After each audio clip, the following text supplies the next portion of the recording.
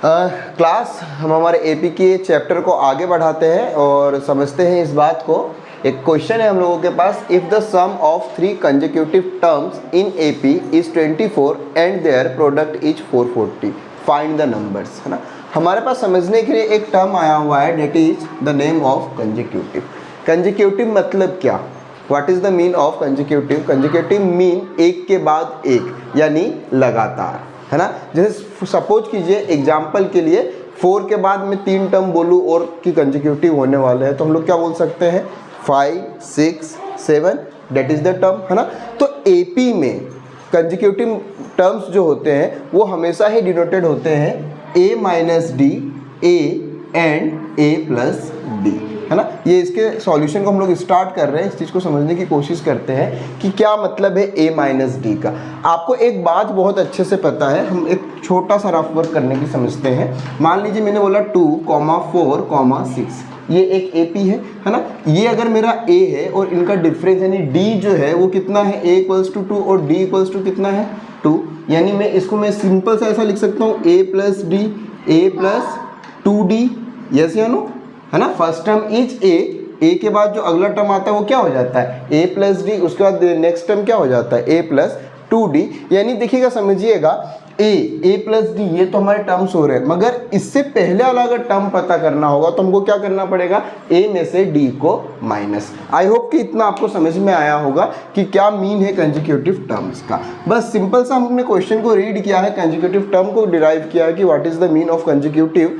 अब जो क्वेश्चन की कंडीशंस दे रखी है उन कंडीशंस को समझते हैं कि वो कंडीशंस क्या है। आगे एक क्वेश्चन में लिखा है कि सम ऑफ 3 टर्म्स, क्या बोल रखा है, सम ऑफ 3 टर्म्स इज 24, यानी इसको हम अकॉर्डिंग टू क्वेश्चन अगर बात करें, अकॉर्डिंग टू क्वेश्चन देखिए a minus D plus a plus a plus a plus D equals to कितना होना चाहिए 24।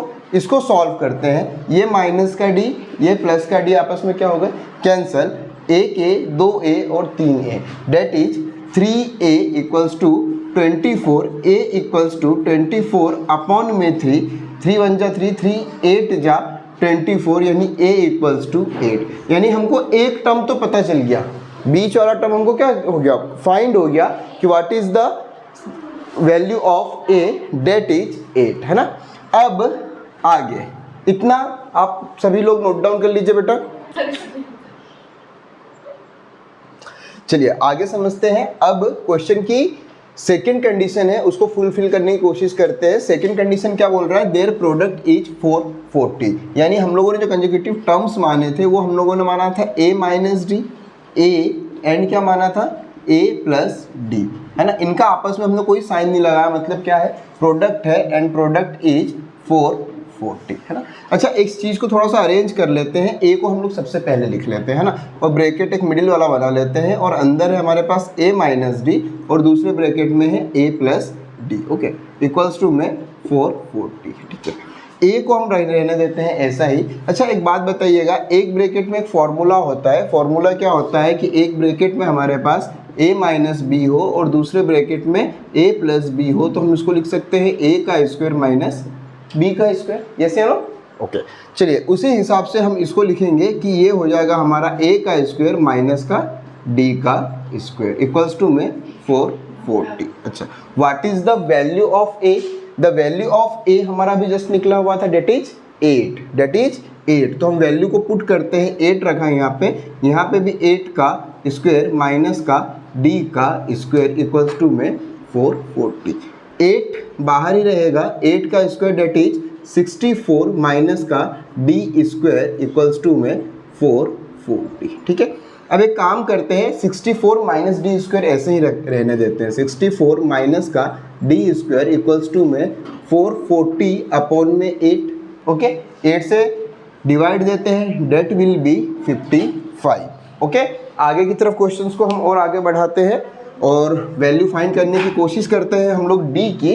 What will be the value of d, यानी देखिएगा बेटा हमारे पास जो इक्वेशन बचा हुआ है 64 minus D square equals to में 55, ओके, माइनस का d स्क्वायर इक्वल्स टू में 55 माइनस का 64, 4, तो माइनस का डी स्क्वायर इक्वल्स टू में 64 में से 55 माइनस करना है, तो डेट विल बी 9, और बड़ा नंबर हमारे पास माइनस का है तो माइनस साइन बचेगा, माइनस से माइनस कैंसल, यानी d equals to √9 and d equals to 3। Okay, आपके पास a की वैल्यू भी आ चुकी है और d की वैल्यू भी आ चुकी है, इतना आप लोग नोट डाउन कीजिए बेटा। होप बेटा आप लोग को इतना समझ में आया होगा। और हम लोगों ने यहाँ पे दो वैल्यूज फाइंड कर ली है, एक तो वैल्यू फाइंड की है a की और दूसरी वैल्यू हम लोगों ने फाइंड की है d की, है ना। अच्छा, आपको याद होगा कि हमने जस्ट एक कंसेक्यूटिव नंबर्स को माना हुआ था और वो नंबर्स हमारे पास थे a माइनस डी, a और क्या था a plus D.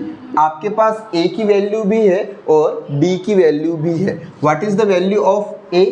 That is 8 and what is the value of d? That is 3। Again a की वैल्यू हमारे पास 8 थी और आगे 8 प्लस 3, है ना। 8 minus 3 that is 5, 8 and that is 11। आप इसको चेक कर सकते हैं कि ये एक क्या बन रहा है, AP बन रहा है। और ये जो तीन टर्म्स हमसे क्वेश्चन में पूछे हुए थे कि फाइंड द नंबर्स, हमको जो तीन नंबर्स फाइंड करने थे, 3 numbers, 3 consecutive numbers, that is 5, 8 और 3। क्रॉस चेक करने के लिए हम कर सकते हैं, यहाँ पे a इक्वल्स टू कितना है 5, अच्छा 8 में से 3 गए, 8 में से d इक्वल्स टू 8 में से 5 गया तो कितना आएगा 3। अगेन अगर चेक करें 11 माइनस 8 दैट विल बी 3। हम देख सकते हैं कि इसका जो डिफरेंस है वो भी क्या है, कॉमन है। इससे ये बात हमें पता चलती है कि ये जो है टर्म्स हैं वो AP के टर्म्स हैं। आई होप ये सभी को समझ में आया होगा।